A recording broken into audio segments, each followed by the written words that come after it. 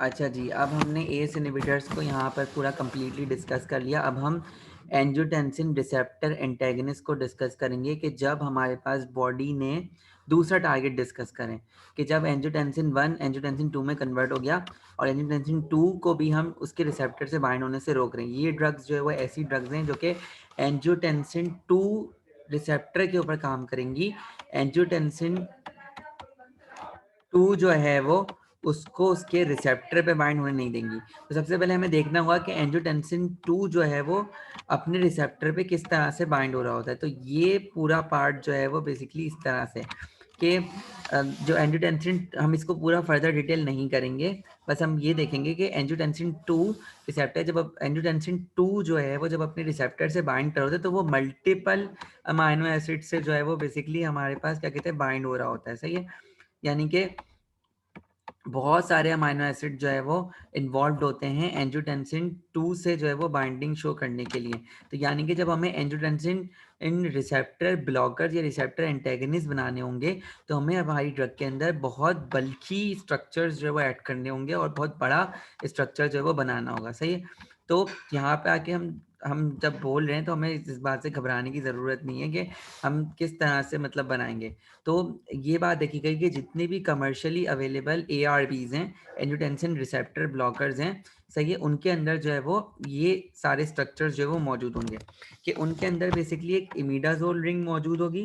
सही है, imidazole ring के साथ साथ हमारे पास इमिडाजोल रिंग के साथ साथ हमारे पास 1 2 3 4 एन ब्यूटाइल की चेन जो है वो अटैच होगी। सही है, हमारे पास, और जो इमिडाजोल रिंग का सेकंड नाइट्रोजन होगा उसके साथ जो है वो एक CH2 ग्रुप अटैच होगा और उस CH2 ग्रुप के साथ एक बेंजीन रिंग अटैच होगी और उस बेंजीन रिंग के पैरा पे हमारे पास हम एक एसिडिक ग्रुप जो है वो अटैच करेंगे। सही है, तो देख लें आप कि एक इमिडाजोल रिंग है, उसके साथ एक एन ब्यूटाइल ग्रुप लगा हुआ है।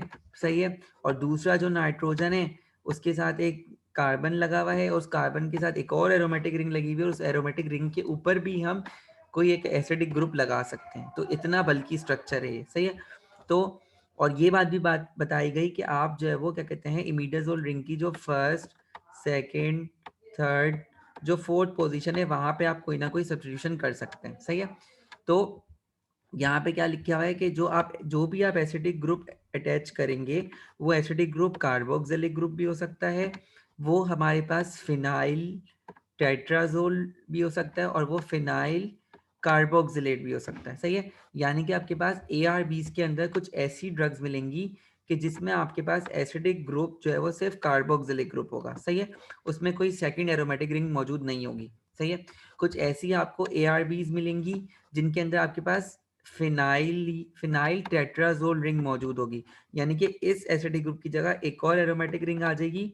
सही है, और उसके साथ एक फिनाइल एक टेट्राजोल रिंग आ जाएगी। मतलब वो क्या बन जाएगा, ऐसी ड्रग जिनमें जो है वो हमारे पास ये वाला group as an acidic group मौजूद हो या ये वाला ग्रुप जिसे हम फिनाइल, सही है, फिनाइल कार्बोक्सिलेट कह रहे हैं। सही है, या इसको हम कह सकते हैं इसके साथ एक CH3 भी लगा हुआ है तो टोलिन कार्बोक्सिलेट कह रहे हैं। सही है, तो ये जो अगर ऐसी ड्रग जिनमें ये ग्रुप्स मौजूद होंगे तो उन ड्रग्स को हम क्या कहते हैं, biphenyl series. Biphenyl series क्यों कह रहे हैं, क्योंकि इसमें एक एरोमेटिक रिंग तो ओरिजिनल मौजूद है और एक एरोमेटिक रिंग एसिडिक ग्रुप के तौर पे जो है वो मौजूद है। सही है, दो एरोमेटिक रिंग्स हो जाएंगी। सही है, तो वो ये कह रहे हैं कि एसिडिक ग्रुप जो है वो जितनी भी कमर्शियली अवेलेबल ARBs होंगी उनका जनरल स्ट्रक्चर ये है और एसिडिक ग्रुप जो है वो पैरा पोजिशन पर होना चाहिए टू दैट नाइट्रोजन, और वो एसिडिक ग्रुप कार्बोक्सिलिक ग्रुप भी हो सकता है, फिनाइल टेट्राजोल भी हो सकता है। सही है, और फिनाइल कार्बोक्सिलेट भी हो सकता है। सही है, अच्छा, अब वो ये कह रहे हैं कि हमारे पास ऐसी ड्रग जिनके अंदर जो है वो ये वाला एसिडिक ग्रुप होगा या ये वाला एसिडिक ग्रुप होगा उन्हें हम बाय फिनाइल कहेंगे, क्योंकि उनके अंदर क्या आ जाएंगी, दो एरोमेटिक रिंग्स आ जाएंगी। सही है, एक ये वाली एरोमेटिक रिंग और एक ये वाली एरोमेटिक रिंग। सही है, तो उनमें जो टेट्राजोल रिंग है, ऐसी ड्रग जिनमें जो है वो बाय फिनाइल सीरीज है, उनमें जो टेट्राजोल रिंग है और जो कार्बोक्सिलिक ग्रुप है वो जो है वो इस वाले नाइट्रोजन के जो है वो बेसिकली हमारे पास जो है वो ऑर्थो पे होना चाहिए। सही है, बेसिकली यहाँ पे जो है वो ऑर्थो पोजीशन पे होना चाहिए। बेसिकली हमारे पास जो क्या कहते हैं ये एसिडिक ग्रुप जो है वो इस नाइट्रोजन के पैरा पे था, और जो एसिडिक ग्रुप के ऊपर जो भी हम कार्बोक्सिलिक ग्रुप है या जो टेट्राजोल रिंग है वो ऑर्थो पे होनी चाहिए, सही है। वो ऑर्थो पे होगी तो हमारे पास क्या होगी, ड्रग की हमारे पास ऑप्टिमम एक्टिविटी मिलेगी। अभी तो मैं यहाँ पे ऐसे ही बता रहा हूँ, फिर हम आगे जाके और इसको जस्टिफाई करेंगे, सही है। और हमने ये भी बात की कि हमारे पास जो एन ब्यूटाइल ग्रुप लगा हुआ है इस इमिडाजोल रिंग के साथ, वो जो है वो एक हाइड्रोफोबिक एक इंटरेक्शन प्रोवाइड कर रहा होता है रिसेप्टर के साथ। रिसेप्टर के ऊपर जो ये एस एंजियोटेंसिन 2 रिसेप्टर है, उस पे जो ये आप देख रहे हैं ब्यूटाइल ग्रुप, सही है। तो ये हाइड्रोफोबिक इंटरेक्शन प्रोवाइड कर रहा है रिसेप्टर के साथ, बिल्कुल इसी तरह से ये जो एन ब्यूटाइल ग्रुप है ये हमारे पास हाइड्रोफोबिक इंटरेक्शन प्रोवाइड करा होगा रिसेप्टर के साथ, सही है। और इस एन ब्यूटाइल ग्रुप को हम एन प्रोपाइल से भी सब्सटीट्यूट कर सकते हैं, सही है। और इथाइल ईथर से भी सब्सटीट्यूट कर सकते हैं। कुछ ड्रग आपको मिलेंगी जिसमें आपके पास इस 4 कार्बन की जगह 3 कार्बन मौजूद होंगे, सही है। और यहाँ पे इथाइल ईथर भी सब्सटीट्यूट हो सकता है। फिर हमने ये भी बात की कि जो इमिडाजोल रिंग है ये एसेंशियल नहीं है, इस इमिडाजोल रिंग को हम रिप्लेस कर सकते हैं, लेकिन अगर हम कोई भी इमिडाजोल रिंग को रिप्लेस करें तो ऐसी रिंग से या ऐसे ग्रुप से रिप्लेस करें जो इसका आइसोस्टर हो, सही है, जो ड्रग की प्रॉपर्टी को छेड़छाड़ ना करे, ड्रग की प्रॉपर्टी को ख़राब ना करे। तो अभी तक हमने क्या पढ़ा, हमने ये पढ़ा कि जितनी भी एंजियोटेंसिन रिसेप्टर ब्लॉकिंग एजेंट्स हैं उनमें हमारे पास 4 से 5 चीज़ें जो है वो होनी चाहिए। एक इमिडाजोल रिंग होनी चाहिए, एन ब्यूटाइल ग्रुप होना चाहिए, उस इमिडाजोल रिंग की जो फोर्थ पोजीशन है 1 2 3 उस पर हम सब्स्टिट्यूशन कर सकते हैं। और इस पर हम कौन कौन से ग्रुप लगा सकते हैं, इस पर हम बेंजेनामाइड लगा सकते हैं, इस पर हम इमीनो ग्रुप हाइड्रोक्सी ग्रुप लगा सकते हैं। ये ग्रुप्स हम यहाँ पे लगा सकते हैं, सही है। इसके अलावा हमारे पास जो सेकंड नाइट्रोजन है उसके साथ एक कार्बन मौजूद है, और उस कार्बन पे हमारे पास एक बेंजीन रिंग मौजूद है, और उस बेंजीन रिंग के पैरा पे हम कोई भी एसिडिक ग्रुप लगा सकते हैं, और वो एसिडिक ग्रुप कार्बोक्सिलिक ग्रुप भी हो सकता है अलोन, फिनाइल टेट्राजोल भी हो सकता है, और फिनाइल कार्बोक्सिलेट भी हो सकता है। अगर वो फिनाइल कार्बोक्सिलेट या फिनाइल टेट्राजोल है तो जो टेट्राजोल है और जो कार्बोक्सिलिक है वो ऑर्थो पे होने चाहिए, सही है। इस एन ब्यूटाइल ग्रुप को भी हम चेंज कर सकते हैं, इमिडाजोल रिंग को भी चेंज कर सकते हैं, और हम आर पे भी सब्स्टिट्यूशन कर सकते हैं। मतलब मल्टीपल जगहों पे हम काम कर सकते हैं, यहाँ पे कोई वेरिएशन, यहाँ पे कोई जो है वो हमारे पास रिस्ट्रिक्शन नहीं है। तो इसी सारे पॉइंट्स को लेते हुए हमारे पास, और ये वाली बात थी कि जब रिसेप्टर पे ये ड्रग्स बाइंड करेंगी तो उसमें ये जो इमिडाजोल रिंग है, सही है, ये जो टेट्राजोल रिंग है ये बहुत इंपॉर्टेंट है हमारे पास रिसेप्टर पे बाइंड करने के लिए, और जो मिथाइल ग्रुप है वो भी बहुत इंपॉर्टेंट है, सही है। अच्छा जी, अब इसी सारी कॉन्सेप्ट्स को लेते हुए हम इन सारी ड्रग्स को जस्टिफाई करेंगे, सही है। अच्छा, एक बात मैं यहाँ पे बताना भूल गया कि आप कैसे पहचानेंगे कि ये कौन सी ड्रग है, सही है। अगर आपके पास किसी ड्रग के आगे लिखा हुआ है प्रिल, तो वो किस क्लास से बिलोंग करी होगी, वो class of the angiotensin converting enzyme inhibitor से बिलोंग करी होगी, जो हमने पीछे पढ़ी। अगर किसी ड्रग के आगे सार्टन लिखा हुआ है, वलसार्टन, कैंडी सार्टन, इप्रोसार्टन, इब्रीसार्टन, तो वो कौन सी क्लास से बिलोंग करेगी, वो एंजियोटेंसिन रिसेप्टर ब्लॉकर से बिलोंग करेगी। अब हम वन बाय वन इन सारी ड्रग्स को जस्टिफाई करेंगे, वो सारी चीज़ें जो हम पहले पढ़ चुके हैं। सबसे पहली ड्रग हमारे पास कौन सी आ रही है, कैंडी सार्टन आ रही है। कैंडी सार्टन के अगर आप स्ट्रक्चर को देखें तो here we have imidazole ring, सही है। और यहाँ पर हमारे पास एन ब्यूटाइल ग्रुप की जगह क्या मौजूद है, इथाइल ईथर ग्रुप मौजूद है, सही है। यानी कि हमने एन ब्यूटाइल ग्रुप की जगह क्या लगा दिया, एक इथाइल ईथर ग्रुप मौजूद लगा दिया, सही है। इसके अलावा अभी आप इसको छोड़ दीजिए कि ये क्या है, सही है। अगर आप, हमने क्या बात की थी, फिर जो हमारे पास सेकंड नाइट्रोजन है उसके बाद एक कार्बन का गैप है, उसके बाद हमारे पास एक बेंजीन रिंग है, सही है।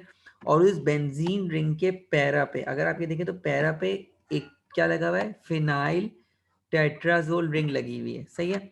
तो कैंडी सार्टन में क्या है, कैंडी सार्टन में फिनाइल टेट्राजोल रिंग लगी हुई है, सही है। अच्छा, अब हम आते हैं इप्रोसार्टन पे। अगर आप इप्रोसार्टन पे देखें तो again we have an imidazole ring, सही है। Then we have an n butyl chain, और ये जो दूसरा नाइट्रोजन लगा हुआ है उसके साथ एक कार्बन का गैप है, और यहाँ पे अब क्या लगा हुआ है, यहाँ पे एक फिनाइल कार्बोक्सिलेट ग्रुप लगा हुआ है, सही है। यहाँ पे क्या लगा हुआ है, यहाँ पे एक फिनाइल कार्बोक्सिलेट ग्रुप लगा हुआ है, यहाँ पे फिनाइल टेट्राजोल ग्रुप नहीं लगा हुआ, सही है। अच्छा, अब आए इब्रीसार्टन पे। इब्रीसार्टन में भी क्या है, ये इमिडाजोल रिंग लगी हुई है, सही है। वही एन ब्यूटाइल ग्रुप लगा हुआ है, वही कार्बन है, वही हमारे पास बेंजीन रिंग है, और यहाँ पर उसके पैरा पे क्या लगा हुआ है, फिनाइल टेट्राजोल रिंग लगी हुई है, बिल्कुल इसी तरह जिस तरह से कैंडी साटन में थी। सही है। अच्छा, फिर आप आए टेलमिन साटन पे। टेलमिन साटन में वही इमिडाजोल रिंग, वही जो है वो क्या कहते हैं आपके पास एन ब्यूटाइल ग्रुप, वही फिनाइल रिंग, और उसके पैरा पे कार्बोक्सिलेट, फिनाइल कार्बोक्सिलेट ग्रुप लगा हुआ है, जिस तरह से हमारे पास एप्रोसाटन में था। सही है। अब आए आप वल्साटन में। वल्साटन में हमने क्या किया, वल्साटन में इमिडाजोल रिंग को हमने क्या कर दिया, रिप्लेस कर दिया उसके आइसोस्टर से। सही है। हमने जर्नल एसआर में ये भी बात की थी ना कि हम इमिडाजोल रिंग को उसके आइसोस्टर से रिप्लेस कर सकते हैं। तो हमने क्या किया, हमने इमिडाजोल रिंग को उसके आइसोस्टर से रिप्लेस करवा दिया, और जब हमने उसके आइसोस्टर से उसको रिप्लेस करवा दिया, और वही यहाँ पे एन ब्यूटाइल चेन है, वही यहाँ पर एरोमेटिक रिंग है, और उसके पैरा पे फिनाइल टेट्राजोलिन लगी हुई है। सही है। अच्छा जी, उसके अलावा आप लोअर सार्टन को देखें तो लोअर सार्टन में वही इमिडाजोल रिंग, वही एन ब्यूटाइल ग्रुप, वही फिनाइल टेट्राजोलिन। ओल्मी सार्टन को देखें तो ओल्मी सार्टन में क्या किया, वही इमिडाजोल रिंग, सही है, वही फिनाइल टेट्राजोल रिंग। सही है। अच्छा, अब हम ये बात कर रहे हैं कि इससे चेंज क्या हो रहा है, कि अब हमने देखा कि मोस्ट ऑफ ड्रग में हमारे पास एन ब्यूटाइल ग्रुप भी वही है, इमिडाजोल रिंग भी है, फिनाइल टेट्राजोलिन है, और फिनाइल कार्बोक्सिलेट है। तो अब हम ये बात करें कि हमारे पास फ़र्क क्या आएगा, इन ड्रग्स में फ़र्क क्या होगा। वो ड्रग जिनमें हमारे पास फिनाइल टेट्राजोलिन एज एन जो है वो, अच्छा ये वाली बात आप याद रखें कि फिनाइल टेट्राजोलिन उस ड्रग की मेटाबॉलिक एक्टिवेशन के लिए, सही है, इसके अलावा उसकी स्टेबिलिटी के लिए और उसकी ओरल बायोअवेलेबिलिटी के लिए रिस्पॉन्सिबल है। सही है। और समवॉट उसकी पोटेंसी के लिए भी रिस्पॉन्सिबल है। सही है। तो ऐसी ड्रग जिनमें फिनाइल टेट्राजोलिन एज एन जो है वो क्या कहते हैं,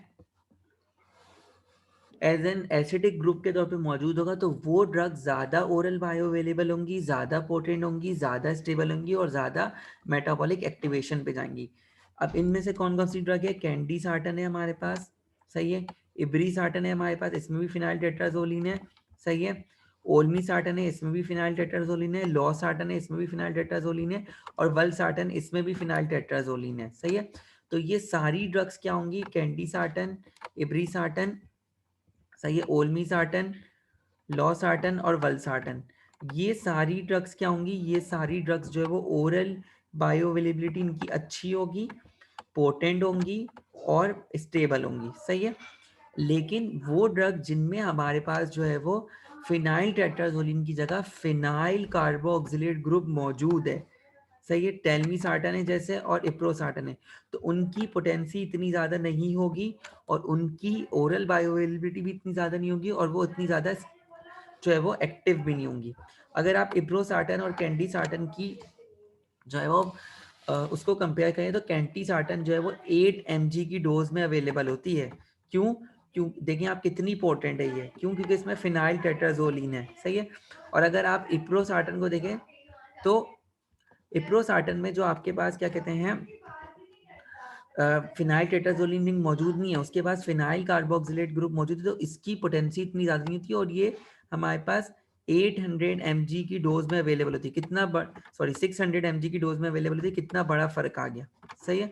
सिर्फ एक ग्रुप के चेंज आने की वजह से। सही है।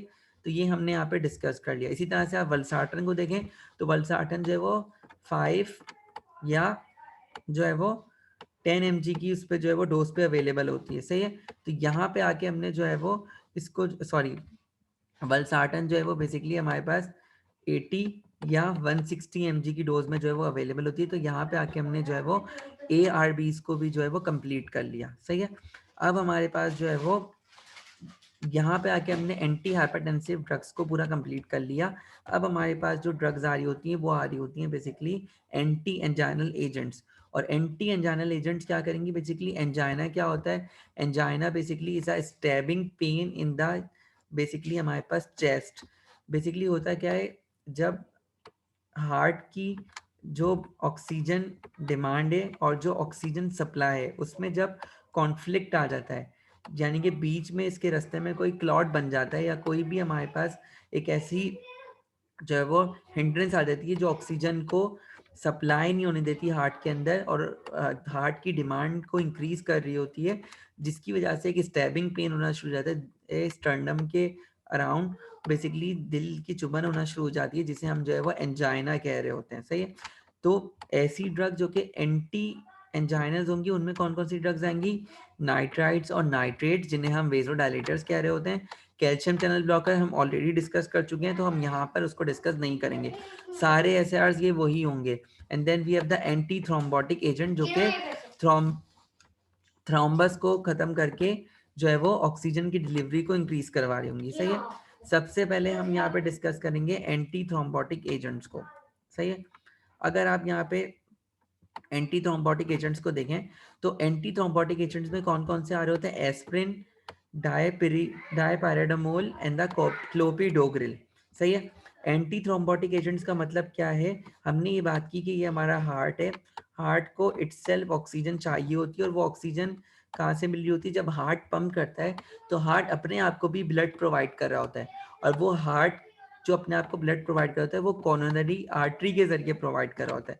अगर इस कोरोनरी आर्टरी में कोई क्लॉट बन जाता है, सही है, तो हार्ट अपने आप को ब्लड प्रोवाइड नहीं कर पाएगा और हार्ट के पास ऑक्सीजन नहीं पहुंचेगी, और जब हार्ट के पास ऑक्सीजन नहीं पहुंचेगी तो टिश्यू हाइपोक्सिया हो जाएगा, इस्कीमिया हो जाएगा, नेक्रोसिस होगी, नेक्रोसिस के बाद मायोकार्डियल इन्फ्रेक्शन हो जाएगा लॉन्ग केसेस के अंदर।